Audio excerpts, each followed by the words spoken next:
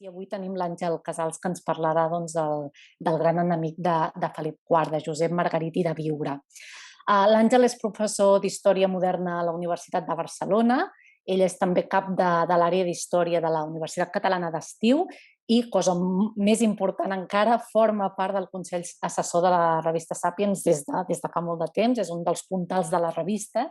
I en tot cas sapigueu que els que no el coneixeu, els seus àmbits de recerca són sobretot bandolerisme, temes de violència social i, en definitiva, tota la història política de l'edat moderna. Coincidint doncs, amb el tema de la portada d'aquest setembre, que ell ens ha assessorat, ens ha semblat adient convidar-lo per parlar d'un personatge molt desconegut pel gran públic, m'atreviria a dir desconegut per bona part de la historiografia i tot, i que no només va tenir una vida de pel·lícula, sinó que va ser absolutament clau en la Guerra dels Segadors, no? Només 2 flaixos durant el conflicte amb la monarquia hispànica va revoltar tot el Principat per frenar l'avenç de l'exèrcit castellà. Això ja el va convertir en l'enemic públic número 1 de la monarquia hispànica i, per acabar-ho d'arrodonir, va ser el màxim valedor de la Unió amb França i va ser la principal autoritat del país arran la mort de Pau Claris, probablement per enverinament. Imagineu-vos els mèrits que havia de fer el tal de Margarit, perquè acabada la guerra, el 1652, amb la rendició de Barcelona i tot plegat, va ser l'única persona que no va ser amnistiada. Però, en tot cas, per parlar-nos dels seus mèrits i també dels seus demèrits, en tot cas, serà l'Àngel Casals, que us ho explicarà. Per tant, sense més preàmbul, Àngel, quan vulguis. Ell ens ha preparat tot un PowerPoint, per tant, ja t'hi pots posar quan et sembli convenient. Primer de tot, moltes gràcies per assistir a una xerrada virtual que moltes vegades és més freda, sempre és més freda que una presencial, però que ja ens hem acostumat tots una mica a aquest tipus d'activitats. I, de fet, quan la Clàudia em va dir fem una xerrada parlant d'en Margarit, jo al cap vaig pensar, suposo que la gent que ve no ve a que li expliqui l'article, perquè se l'haurà llegit, no vindrà allò per estalviar-se llegir-lo.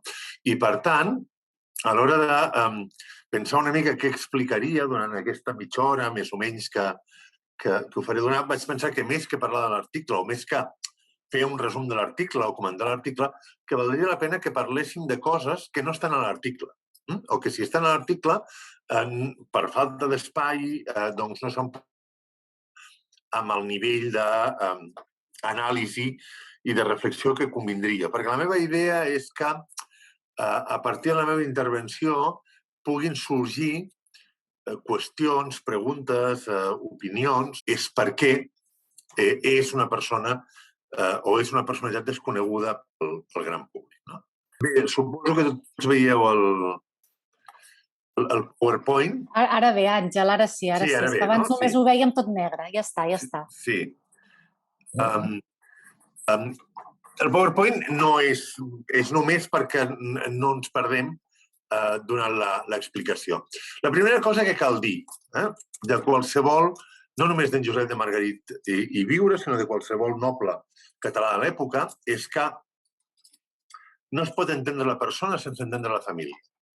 És a dir, els nobles d'aquesta època, i ells mateixos es veien així, eren baules d'una cadena que anava lligant generacions des de temps no gaire remots, tot i que, evidentment, tot noble tendeix sempre a exagerar la noblesa dels seus orígens i l'antigor dels seus orígens, la seva antiguitat, i, òbviament, els Margarit no eren diferents. Els Margarit es van voler construir una història en la qual ja hi havia un Margarit a la conquesta de Mallorca, que és una cosa que és una reflexió a fer. Si tots els cognoms catalans que van participar a la conquesta de Mallorca haguessin anat, realment no haguessin caput a l'illa, diguéssim. I els Margarit també es van inventar un avantpassat que va participar a la conquesta de Mallorca, que havia estat un altre avantpassat que havia estat un cavaller templer.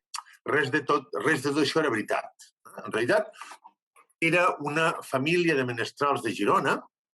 Les primeres referències que tenim són del segle XIV, per tant, mireu que no és una família molt, molt antiga, i que, com moltes, en una evolució que és molt típica de la baixa edat mitjana, aquesta família menestral gironina primer acumula capitals, després inverteix aquests capitals que aconsegueix gràcies a la fabricació del tèxtil, i després a la seva comercialització inverteix aquests diners en comprar propietats immobiliàries, i quan ja té una certa capacitat allò per viure de rendes, es posen a fer política, diguéssim, no? I es posen a fer política de la manera que es podia fer en aquesta època. O sigui, posant-se al servei dels reis. La sort que tenen els Margarit, o en concret el segon membre de la nissaga, Bernat II Margarit, el primer conegut és Bernat I Margarit, és que Joan I, el fill de Pere el Cerimoniós, durant la seva joventut va estar molt de temps a Girona, i això li va permetre entrar en contacte a Margarit amb el jove príncep, que quan arriba rei el va convertir en cavaller, el va fer el seu escuder i va poder participar de la política de l'època. No eren nobles encara, eren cavallers, o sigui, no tenien cap títol de noblesa encara. El cas és que la família va ascendint gràcies a què? A la seva fidelitat a la monarquia. En la Guerra Civil de 1462-72, per exemple, Bernat Margarit és convertit en senyor del Castell d'Empordà perquè és partidari de Joan II. És a dir, lluiten contra la Generalitat, la Guerra Civil catalana del 1462-72. Un altre dels Margarit, Pere Margarit i Bertran, va estar al servei de Ferran el Catòlic i si ha passat a la història és perquè va ser el capità d'una de les naus del segon viatge de Colom que va sortir de Barcelona el 1493, que és un personatge allò bastant notable. El cas és que aquesta embranzida política del segle XV, quan arriba al segle XVI i el canvi de dinastia, arriben els Àustria, la família Margarit, com tantes famílies nobles, ja no tenen accés a la corona.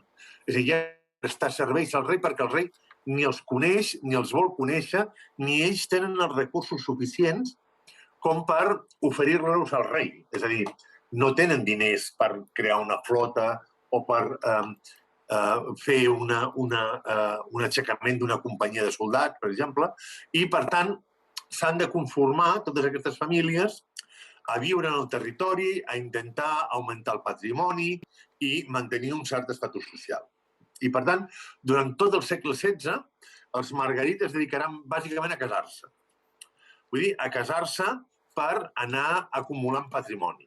Patrimoni, primer, entorn de la zona d'influència natural de la família, que és Girona i l'Empordà, i, posteriorment, amb el casament de Josep de Margarit i Biure amb Maria de Biure i Cardona Rocabertí, aconsegueixen un gran patrimoni a la Catalunya Nova.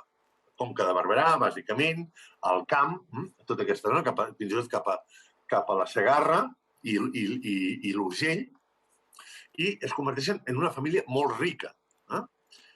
I el fill d'aquest matrimoni, de Josep de Margarit i Biure, que es casa amb aquesta Maria de Biure i Cardona Rocabertí.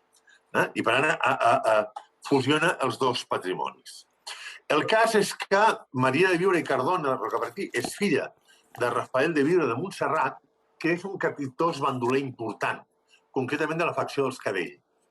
I, per tant, Josep de Margarit, com a gendre, entra en els conflictes bandolers de la família, en contra dels nyerros. És detingut, fins i tot en una ocasió, ell i el seu sogre, acusats d'assassinat, i se'n surten, naturalment. En aquesta època era molt difícil que un noble acabés degollat per un assassinat d'un conflicte bandoler, però el que és evident és que els Margarit eren, o Josep de Margarit, es va fer una certa fama d'home agressiu i d'home fort des del punt de vista de l'ús de la violència. Aquí ja no es podrà veure gairebé un arbre genealògic dels Margarit dels Castells d'Empordà, però assenyalar un detall interessant. El pare de Josep de Margarit, que es va casar el 1601 amb Beatriu de Viure de Vilanova, es deia Felip de Margarit. És l'únic Felip que hi ha a tota la família. I per què li posen Felip? No és difícil d'imaginar. Li van posar Felip en honor a Felip II.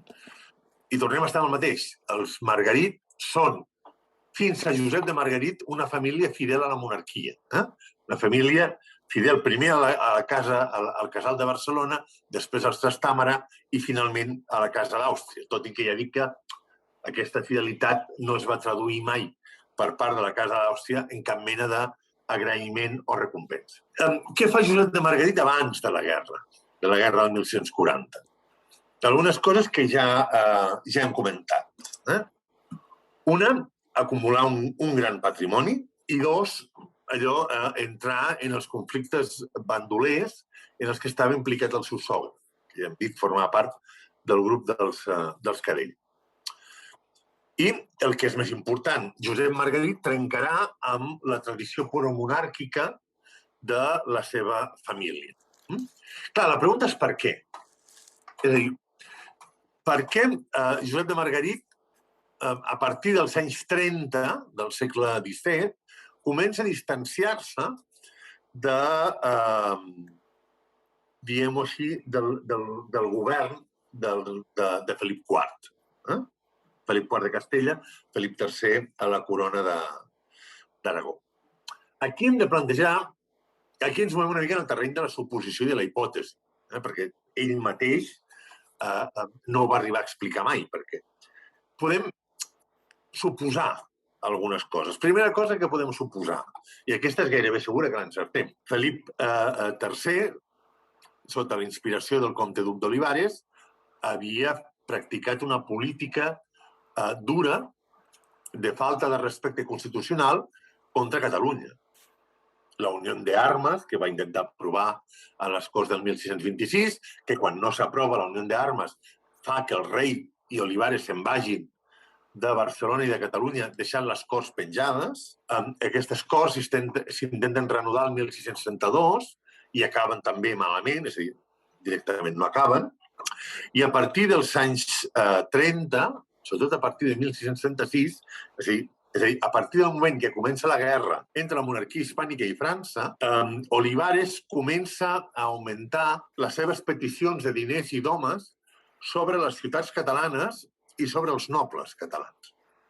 I, per tant, hem de tenir present que Margarit, com tots els seus, o com la immensa majoria dels seus col·legues d'estament, com la immensa majoria de la petita i mitjana noblesa catalana, era, d'una banda, profundament constitucionalista i, per tant, sentia una, diguem-ho així, rebuig gairebé instintiu contra les agressions constitucionals que es provocaven des de Madrid, no només els nobles, també les ciutats, també l'Església, excepte els bisbes, perquè els bisbes eren castellans, nomenats pel rei, però els capítols catedralicis, les ordres religioses, el clergat, el baix clergat, tots aquests eren també constitucionalistes. I, per tant, diguem-ho així, la immensa majoria del que en diríem la classe política del país estava en contra de les polítiques de Felip IV. I, per tant, en aquest sentit, Margarit no és una excepció. Però hi ha una segona raó, que és que, evidentment, les pressions fiscals que fa la monarquia amb ell directament no l'afecten. Ell és noble. Ell està exempt de pagar impostos, però els seus vassalls no. Els pagesos, allò dels quals Margarit és senyor, aquests es veuen obligats o es veuen allò gairebé pressionats per la monarquia per tal de que ofereixin diners o fins i tot per ser reclutats per les peticions de lleves que fa la monarquia per defensar la frontera del Rosselló o fins i tot per enviar soldats a Itàlia. Clar, des del punt de vista d'un noble català de l'època, atacar-li als vassalls, a part de que pogués tenir una certa empatia dubtosa, però que podia ser-hi, amb els seus pagesos, era atacar la font d'ingressos de la pròpia noblesa. I, per tant, aquests dos elements, el perjudici objectiu que es podia causar per part de la monarquia a través de les seves peticions, més el rebuig ideològic i polític cap al govern de Madrid, serien possiblement les dues raons que ens ajuden a entendre l'actitud de Josep de Margarit, a les quals s'haurien d'afegir dues més. Una, que Dalmau de Queralt, el comte de Santa Coloma, havia estat amic de Margarit. De fet, accepta una de les mesures o una de les decisions que ha de prendre el comte de Santa Coloma com a virrei és justament processar o no a Margarit per bandolerisme. I això és una cosa que a Margarit li senta fatal. El fet que un antic amic que ara està al servei de Felip IV pugui ni tan sols plantejar-se el fet de dur-lo a la presó. El segon element que apunta Manuel Güell, que és el que ha estudiat la família Margarit in extenso d'una forma més important, apunta també un altre element, que és l'assassinat d'Armengol de Rocafort, senyor de Rocafort de Queralt, després del setge de Cambrils, a finals de 1640, i que, diguem-ho així, provoca en Josep de Margarit un altre empipament important. El que passa és que, clar, quan es produeixen els fets de Cambrils, la guerra ja ha començat, de fet, i per tant no sembla lògic esperar o que Margarit s'hagués esperat aquest moment per actuar. De fet, ja estava al servei de la Generalitat de bastant abans. La posició de Margarit és una posició que no difereix molt de la que prenen altres membres de la noblesa catalana i de la que pren en general la classe política del país. Per tant, les actituds polítiques de Margarit no són excepcionals. El que és excepcional és la seva actitud un cop comença la guerra. En primer lloc, perquè Margarit no és un militar. És a dir, algunes vegades s'ha dit és que la Catalunya de 1640 el problema és que no tenia gent amb experiència militar, la qual cosa no és certa del tot. Hi havia bastanta gent a Catalunya que eren veterans de guerres, de la guerra de Flandes, que havien servit a Itàlia, alguns perquè eren antics bandolers i que d'aquesta manera s'havien fet perdonar, altres com una manera de buscar fortuna. Per tant, la idea de que a Catalunya el 1640 eren tots uns incompetents des del punt de vista militar no és veritat. Però que se sàpiga, el que no tenia experiència militar justament era Josep de Margarit. I justament és a ell el que se li encarrega una tasca tan complicada com la d'aixecar una primera tropa més o menys regular per fer front a la invasió castellana, que són els almogàvers, que en principi se'ls posa aquest nom, fixem-nos com hi ha una reivindicació de la història medieval, que després canviaran el nom a Miquelets. I alguna vegada s'ha parlat de Josep de Margarit com el, diguem-ho així, creador dels Miquelets. Que en realitat el que fa Margarit és agafar a tot un seguit de gent que són voluntaris i convertir-los en una tropa més o menys disciplinada, però de funcionament bastant irregular. És a dir, està més pensada per dedicar-se a la guerrilla, per dedicar-se a atacar els camins, fer emboscades, ocupar poblacions i després sortir, que no pas com una tropa de línia.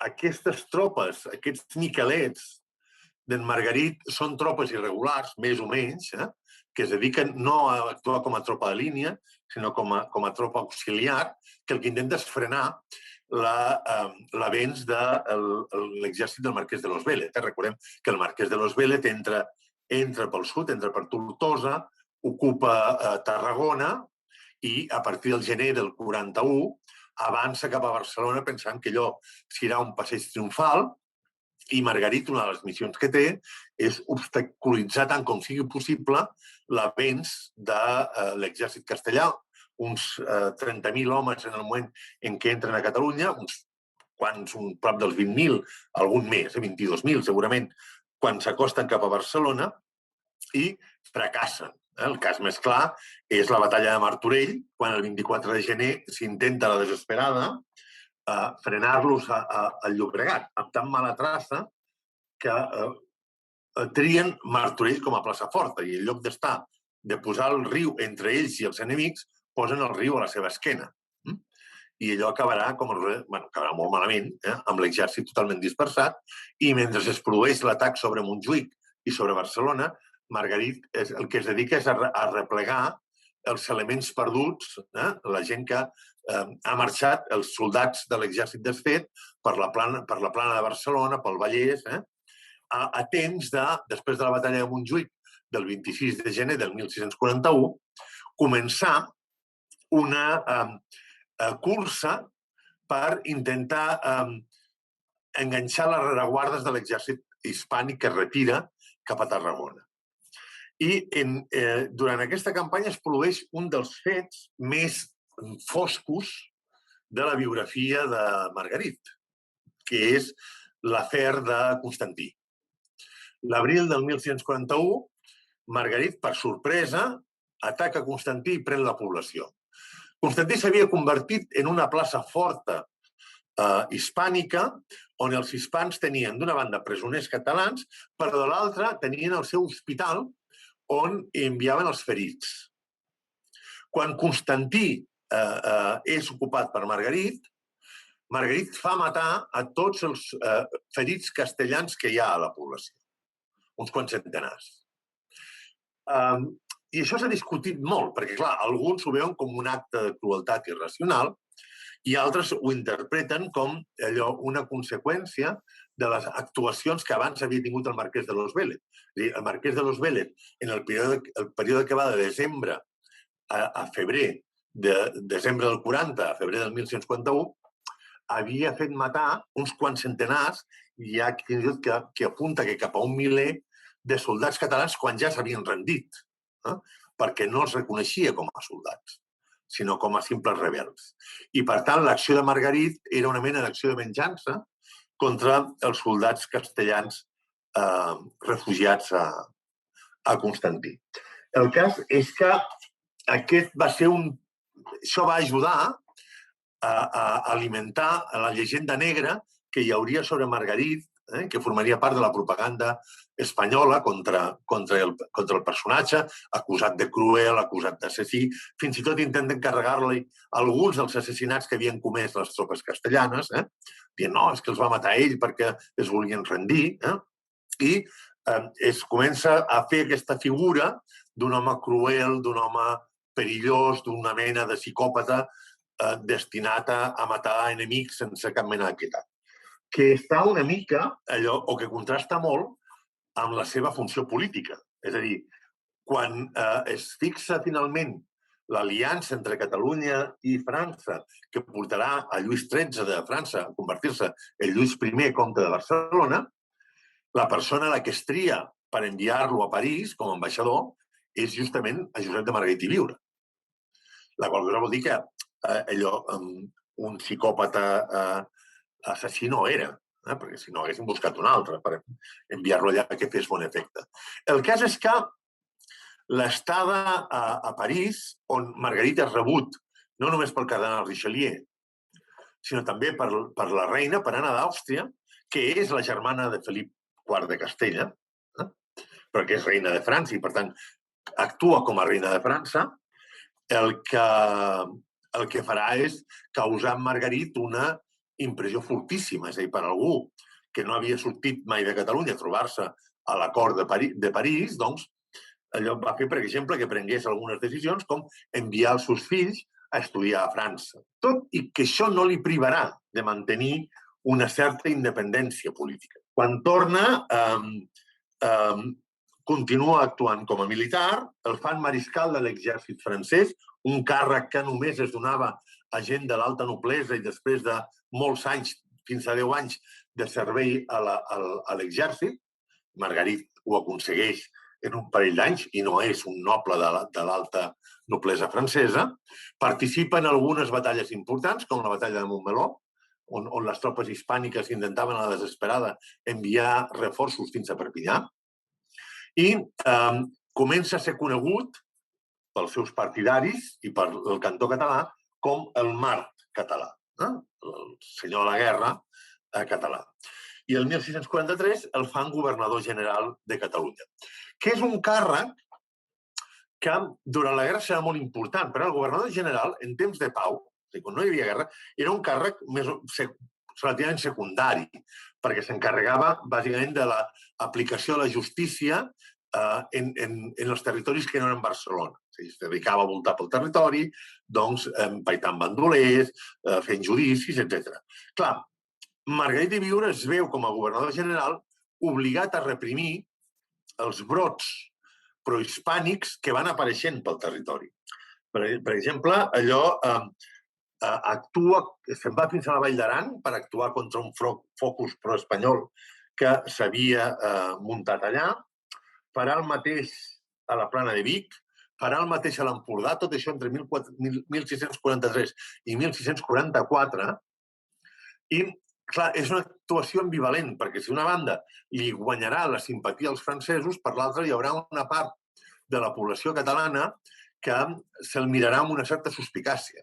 Clar, Margarit està en una situació molt difícil, perquè una de dos, o juga a fons la carta francesa, i això vol dir, sobretot en temps de guerra, no permetre cap mena de dissidència dins del propi bàndol, o no la juga. Però si no la juga, és anar a perdre la guerra. I la prova d'això és que el 1645 actua sense pensar-s'ho massa contra el president de la Generalitat de llavors, Fèlix Amat, el qual estava muntant una conxorxa per lliurar Barcelona als espanyols. I el propi Margarit s'encarrega de tenir-lo amb ell i els seus partidaris i de mantenir el control sobre Barcelona. Per tant, diguem-ho així, des del punt de vista de la seva actuació política, dir que era un senyor tolerant i demòcrata no seria la definició més encertada. Més aviat al contrari. És un militar actuant en temps de guerra per mantenir cohesionat el seu band. El cas és que la monarquia intentarà comprar-lo. Sabem almenys d'una ocasió el 1647.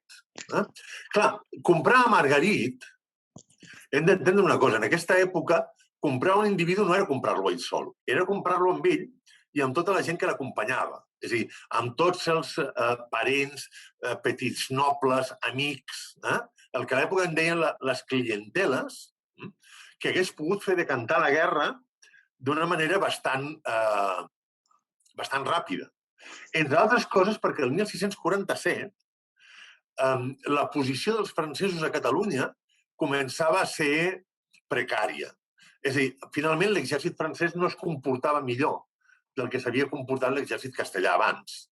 I això havia fet augmentar d'una forma molt important la desafecció dels catalans, no només contra els castellans, també contra els francesos. Una mica i va crear una certa actitud de tanmenfotisme entre una part de la població que considerava que ni els uns ni els altres els arreglarien res, sinó més aviat al contrari.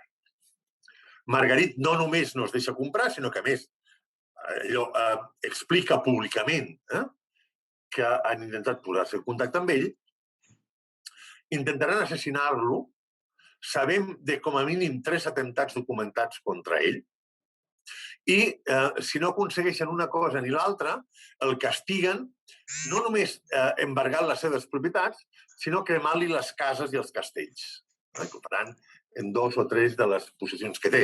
Amb la qual cosa no només el castigaven amb ell, sinó que castigaven també els pagesos que vivien en aquestes contrades.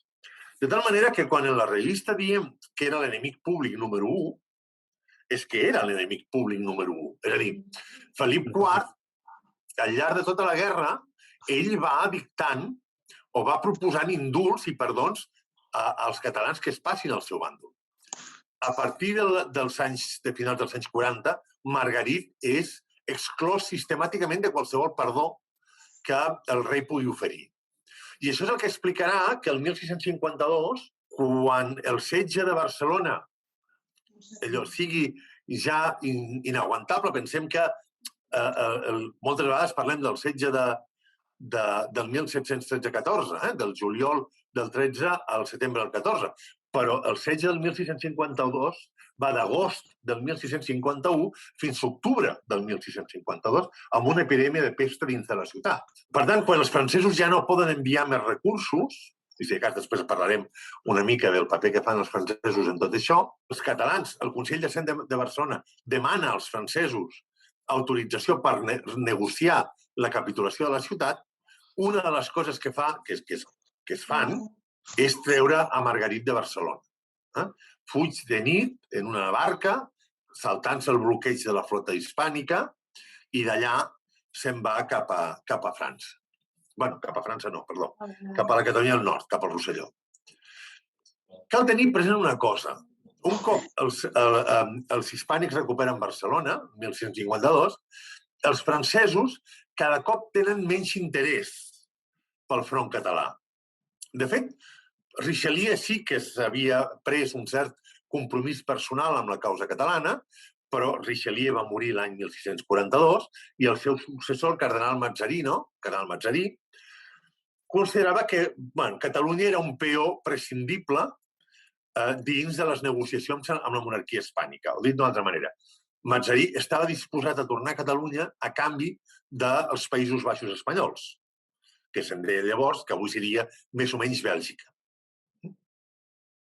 I, per tant, Felip IV no estava disposat a acceptar ni una cosa ni una altra, però Mazarí, un cop perdut a Barcelona, el que farà és dedicar la major part dels seus esforços militars a la guerra en el nord, en els Països Baixos espanyols.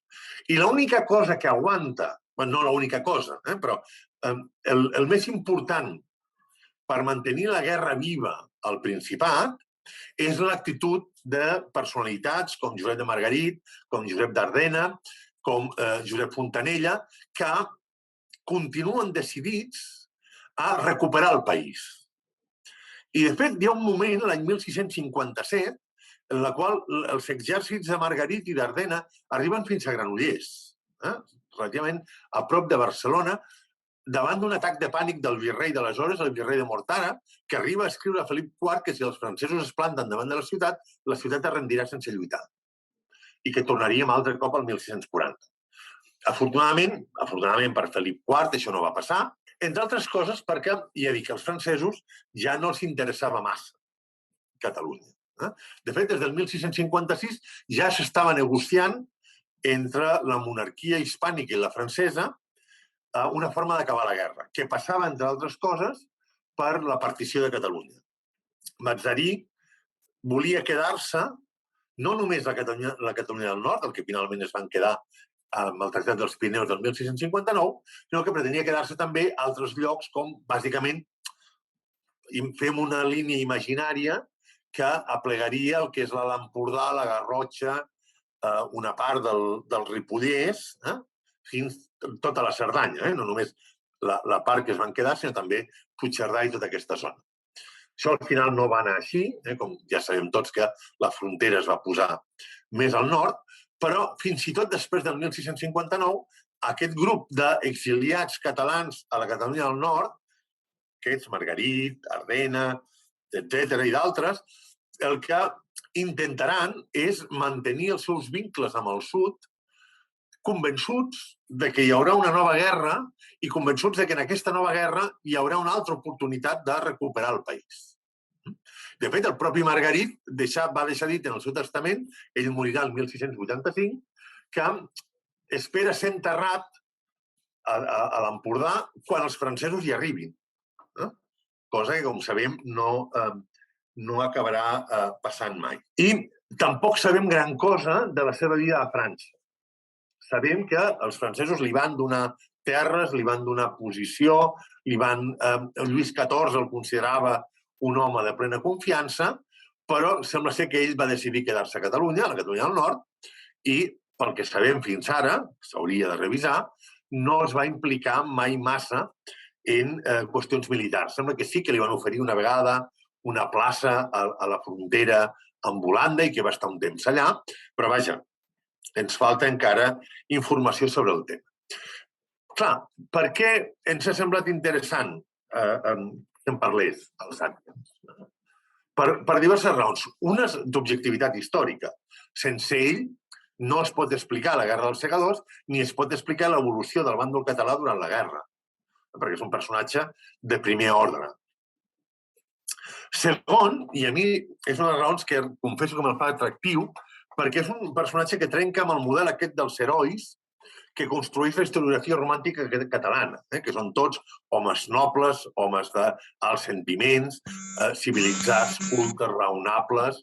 No, Margarit no ho és. Margarit és tot el contrari. Margarit és un militar, Margarit és un home d'una moral, diguem-ho així, dubtosa, però que és terriblement eficaç per assolir els objectius que es proposa. Llavors, jo no sé si hauríem de posar Margarit en el panteó dels herois, però el que és segur és que l'hem de posar en el panteó dels catalans importants de la nostra història. I, en tercer lloc, perquè permet assenyalar la necessitat que encara tenim de recuperar a altres personalitats de la nostra història que han estat o mal conegudes o poc conegudes, bàsicament perquè no acaben d'encaixar en aquesta idea que els catalans volem tenir de nosaltres mateixos, com això, com a gent amable, civilitzada, que quan fem una revolució la fem somrient. Doncs no, Margarit no somreia. Margarit va fer una revolució, però la va fer allò amb tot el contrari del que s'imaginaria un d'un català simpàtic. I, per tant, jo deixo aquestes 4 idees i ara, doncs, bueno, qui vulgui comentar o preguntar, etc., fins on jo sàpiga, doncs intentaré contestar-lo. Moltes gràcies, Àngel. Totes aquelles persones que voleu fer-li alguna pregunta, aprofiteu, que tenim un quart d'hora, perquè us faci una masterclass del que necessiteu. La teva consideració de per què és un heroi a França i és tan poc conegut a Catalunya, hem d'atribuir-ho això que deies al final, que no acaba d'encaixar amb el prototip del català que ens agrada ser, perquè en el fons s'exilia a França i no torna a Catalunya, perquè és un militar i no és un polític, no? O una mica una combinació de totes aquestes coses. Sí, jo crec que és això últim que dius. Jo crec que hi ha que és una combinació de factors.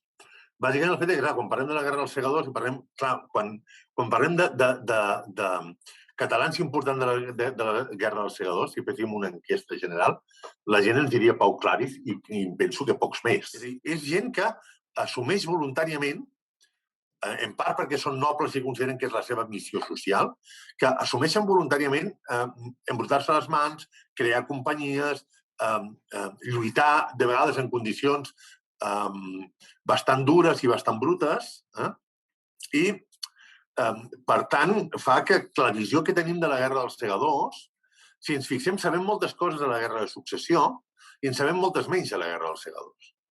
I celebrem molt commemorem molt la Guerra de Successió i parlem molt poc de la Guerra dels Segadors. Clar, a veure, si ens apliquem la literalitat dels fets històrics, la Guerra d'Independència és la dels Segadors, no és la de la Successió. I, en canvi, a la que li estem donant importància és la de Successió. No sé si m'explico. Perquè la Guerra dels Segadors és molt més antipàtica, per moltes raons. També és veritat que la Guerra de Successió la tenim molt idealitzada, no? Però la Guerra dels Segadors és molt més guerra, diguem-ho, d'alguna manera, no? I, a més, dura molt més. Són 19 anys. Tenim un parell de preguntes al xat, de moment, Àngel. Mira, una és que no sé si tu l'estàs llegint o no, si no te la llegeixo. Mira, el Castell d'Empordà és el de Sant Martí de Llaneres al costat de la Bisbal? Sí. Sí, és aquest, sí. Sí, és el Castell d'Empordà, sí. I una altra pregunta és si els fills de Margarit van continuar el que havia fet el seu pare. Els fills de Margarit, és molt curiós, els fills de Margarit arriben a presentar un plet que es fa, una de les coses que fa Felip de Castella, quan s'acaba la guerra, es fa un perdó general i un retorn de propietats embargades, sobretot després de la pau dels Pirineus del 1659. I els fills de Margarit el que fan és reclamen les propietats embargades al pare. Alguna cosa li tornen, però la família ja es quedarà a la Catalunya del Nord i, de fet, a partir d'aquesta època, igual que es parla dels Margarit d'Empordà, que és el Josep Margarit i Viure, a partir dels fills d'en Margarit es parlarà dels Margarit del Rosselló, perquè es queden allà i ja no tornen. Tot i que, ja dic, recuperen algunes de les rendes que havien tingut a Catalunya. Havien posat el seu cap, sí, 1.000 pistoles d'or, sí. Era dels que... I 10.000 pistoles d'or era una quantitat important. Les pistoles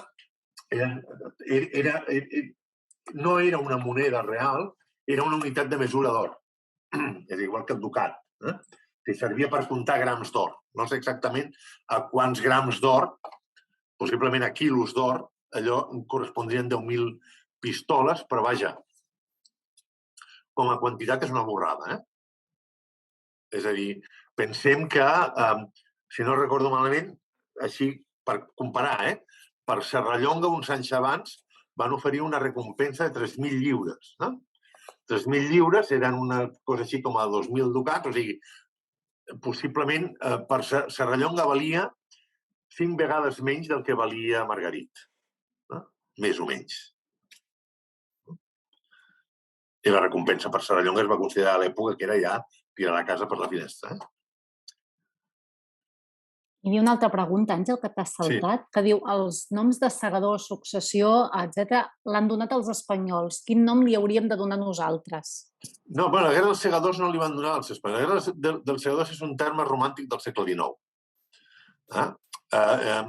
La historiografia catalana, en els darrers anys, proposa com a nom per la guerra... És a dir, hi ha dos temes de discussió diferents. Un, si el que passa el 1640 és una revolta o és una revolució. Recordem, per exemple, el llibre clàssic sobre aquest tema, que era el de John Eliot, es deia La revolta dels catalans, no la revolució dels catalans. En els anys 80, Eva Serra, que ens va deixar no fa tant, malauradament, va publicar un llibre que es deia La revolució de 1640, on plantejava, com han plantejat altres autors, com Antoni Simón Tarrés, que el que hi ha al 1640 és una veritable revolució política, no una revolta. I, per tant, hauríem de parlar de la revolució de 1640 i el terme que es proposa és el de guerra de separació, perquè és el més clar, és a dir, perquè és un intent de separar-se de la monarquia hispànica. El terme de guerra de successió, aquest té poca discussió, diguéssim, perquè era una guerra de successió. En tot cas, el que sí que es mereixeria un nom a part és el període que va del juliol del 13 al setembre del 14. És a dir, en el moment en què els austríacs se'n van definitivament i Carles, d'alguna manera, renuncia ja a governar sobre Catalunya, i qui declara la guerra és la Junta de Braços, la que decideix continuar la guerra contra la monarquia de Felip V i la de Lluís XIV, allò és el que alguns historiadors anomenen la guerra dels catalans, perquè són els catalans sols lluitant contra la monarquia. Fins al 1713 és clarament, o si volem, fins a la Pau d'Utrecht, és clarament una guerra de successió. I pel que fa a la guerra dels segadors, doncs, el nom més adient seria dir-li així, guerra de separació. Hi havia una altra pregunta, sembla? Sí, hi ha dos comentaris. Un comentari que és 10.000 pistoles d'or eren més o menys unes 100.000 lliures d'or. Doncs sí, clar, doncs imagina't, sí. Doncs Déu-n'hi-do, sí, clar. Déu-n'hi-do. Sí, llavors és ja una... A veure, quan les Corts catalanes ofereixen un donatiu al rei a les Corts del 1126, s'està parlant d'1 milió i escaig de lliures. Per tant, 100.000 lliures era una quantitat brutal per l'època. Llavors, l'altre comentari, una revolució no és un conflicte molt més dràstic que no pas una revolta. Efectivament, és molt més dràstic. Clar, hem de tenir present el que que planteja Pau Claris i la Generalitat de l'època és una cosa tan dràstica com no només suspendre la sobirania del rei, sinó que el que fan, és a dir, el que es coneix com la Junta General de Braços de Pau Claris és una convocatòria de Corts sense el rei. I el que fa aquesta Junta General és suspendre la sobirania del rei i crear un govern alternatiu. Clar, això, i finalment crear una república.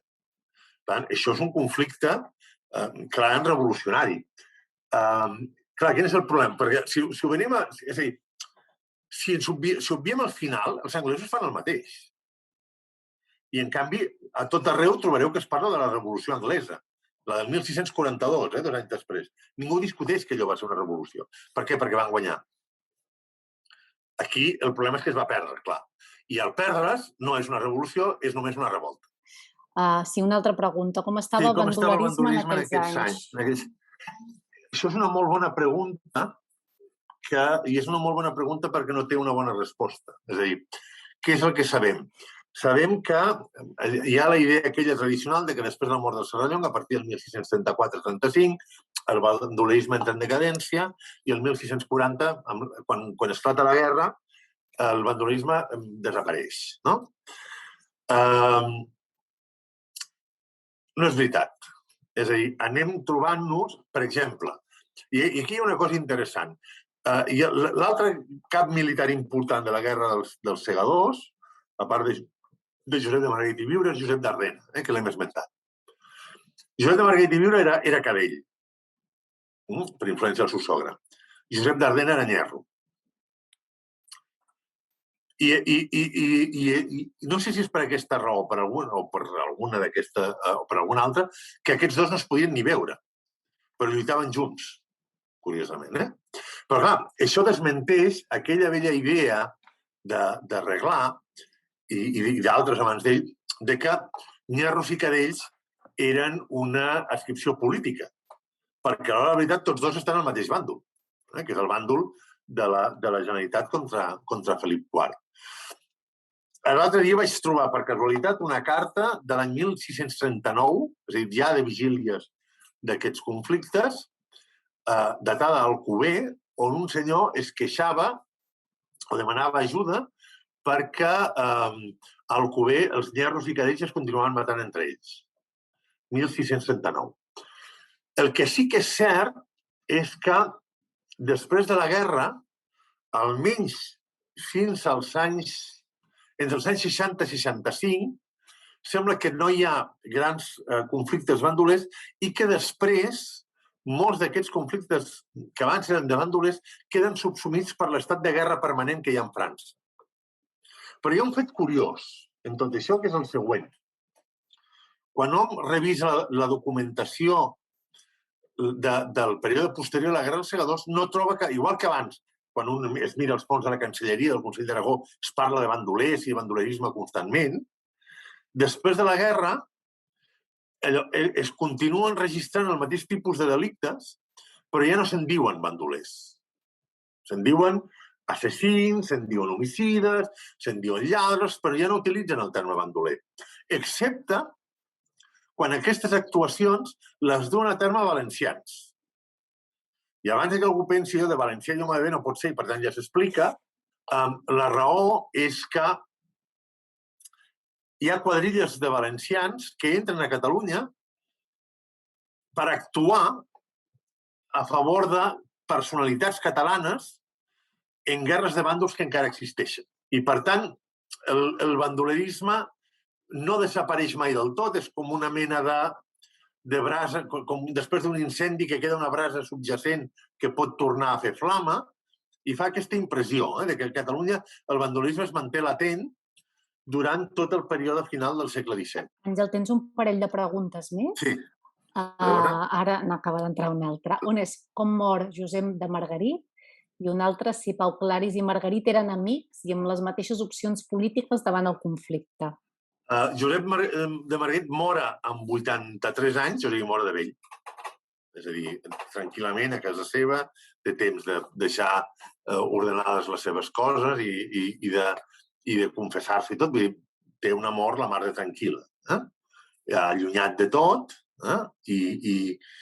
però continua mantenint, perquè en el seu testament, que devia ser un tio allò d'un caràcter peculiar, en el seu testament diu que com si algú que marca els cereus, diu, però si algun dels meus fills es passa al bàndol espanyol, queda desheredat automàticament. Allò ho tenia força clar. En Margarit i en Claris, amics, és difícil de dir. Jo no podria afirmar-ho. Que es coneixien segur. Que fossin amics, no ho sé. Que compartissin les mateixes opcions polítiques. Segurament sí. Segurament sí. El que passa és que sempre ha quedat aquella... És a dir, el que passa és que, per exemple, mentre que Margarit acaba sent un pro-francès convençut, Claris no va viure prou temps, perquè el van matar, com per saber si hagués estat tan pro-francès com va acabar sent Margarit. Perquè una cosa era les posicions polítiques el 1640 i una altra eren les posicions polítiques ja el 1642. I per tant, de Claris no podem saber com hagués evolucionat en aquest sentit. Sobre si la noblesa catalana era una noblesa d'estar per casa. Clar, hem d'entendre una cosa.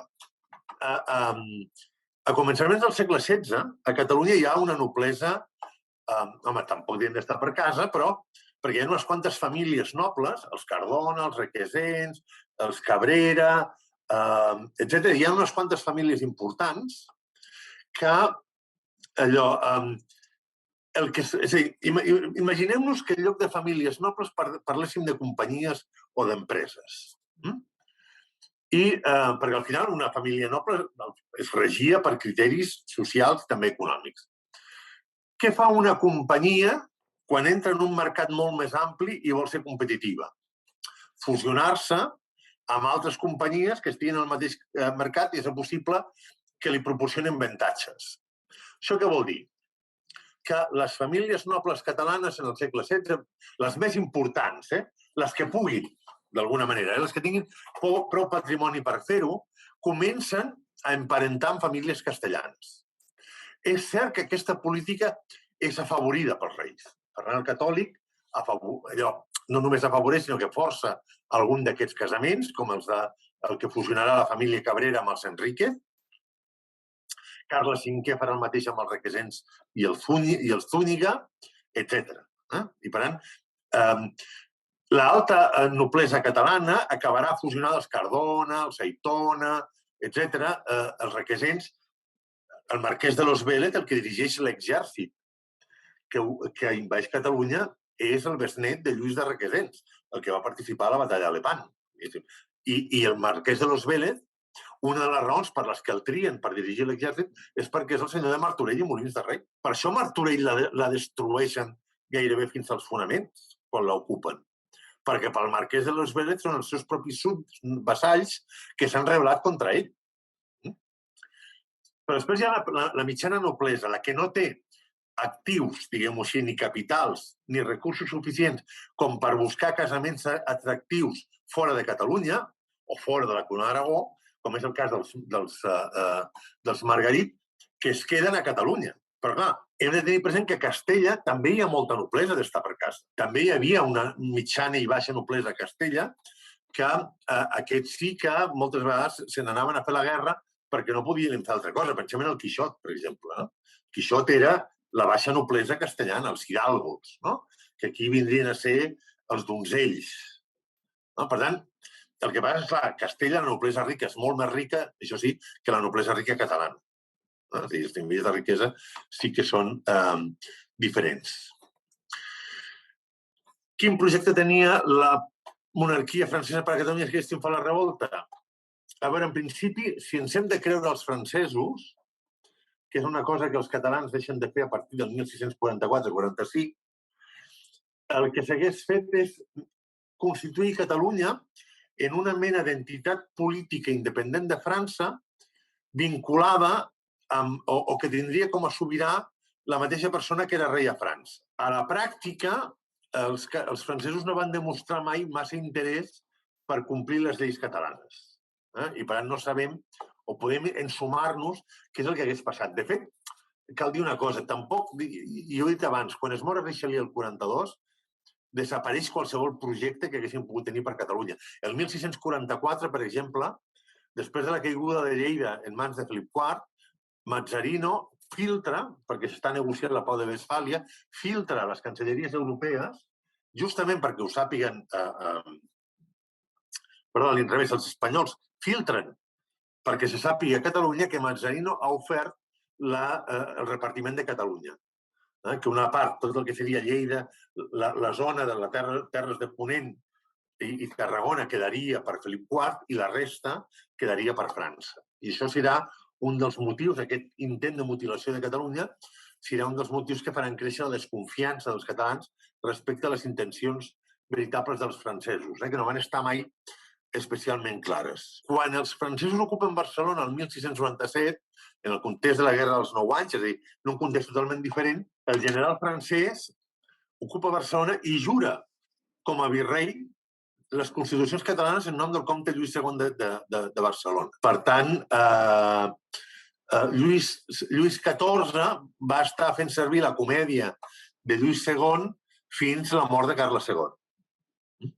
Perquè el 1697, ell mateix, el seu general, pren possessió de Barcelona com a virrei de Catalunya. I, per tant, torna a reprendre d'una manera fictícia, perquè l'ocupació francesa és efímera, dura uns pocs mesos. 2 mesos, una cosa així. Torna a reprendre la ficció de que des del 1652 s'havia restablert la situació del 1652. No sé si hi ha cap altra... Si no hi ha cap altra pregunta, hi ha un comentari final que diu en numismàtica s'encunya moneda Ludovicus XIII i Ludovicus XIV. Si no hi ha cap altra pregunta ni cap altre comentari, sí que ho deixaríem aquí. En tot cas, moltes gràcies, Àngel, per la xerrada, que ha complementat molt bé el reportatge, i a tots vosaltres per les vostres aportacions. Aprofitant que tenim encara 63 persones connectades, només aprofito per comentar-vos que tenim una tardor plena d'activitats per tots vosaltres.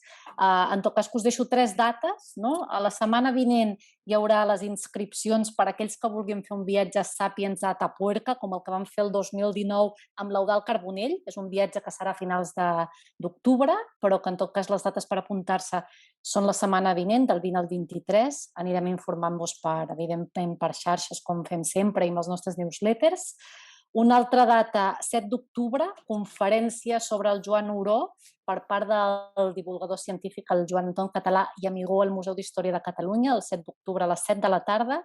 I, finalment, 16 d'octubre, el Dia Sàpiens a Olèrdola, on hem plantejat, conjuntament amb l'Ajuntament i el Museu d'Arqueologia, tot un dia d'activitats, conferències, visites, tallers gratuïtes per tots els nostres lectors. Per tant, ja us anirem informant. Ara sí que ho deixem així. Gràcies, bon vespre, i si voleu, obrim tots els micros per poder-nos acomiadar amb una mica més d'alegria. Gràcies a tots. Gràcies. Gràcies. Moltes gràcies, Àngel Casas. Gràcies per tot. Gràcies i bona nit.